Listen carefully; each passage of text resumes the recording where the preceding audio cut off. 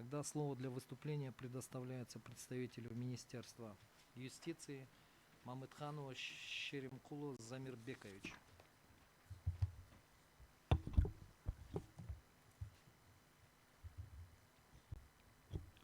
Здравствуйте еще раз, уважаемые судьи, уважаемые участники процесса. По ходатайствам обращающих сторон Министерство юстиции сообщает следующее.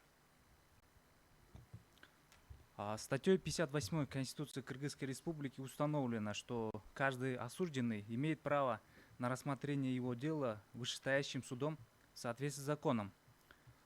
В соответствии с данным положением Конституции Кыргызской Республики в Уголовно-процессуальном кодексе предусмотрены следующие формы пересмотра решений.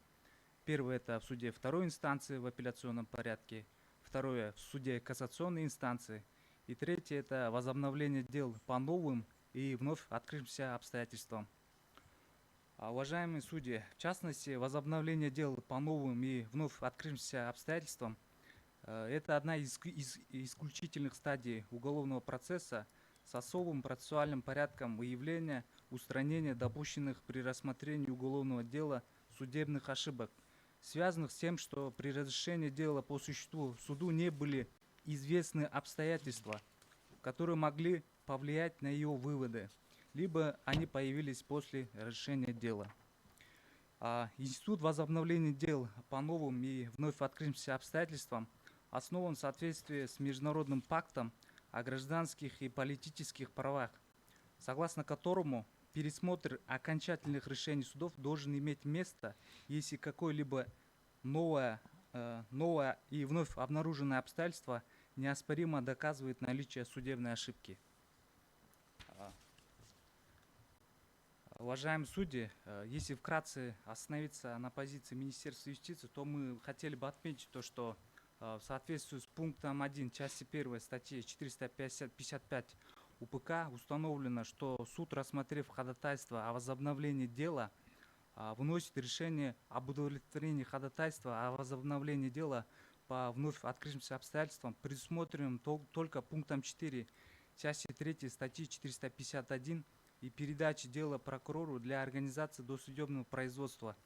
И мы считаем то, что тем самым ограничиваются права каждого на пересмотр дела по вновь открывшимся обстоятельствам по основаниям, предусмотренных пунктами 1, 2 и 3 части 3 статьи 451 Уголовно-процессуального кодекса Кыргызской Республики. И мы считаем то, что есть определенная проблема в этих нормах Уголовно-процессуального кодекса. Учитывая вышеизложенное, мы полагаем о наличии противоречий с нормами Конституции Кыргызской Республики, а именно с частью 4 статьи 58 и части 1 статьи 61 Конституции Кыргызской Республики.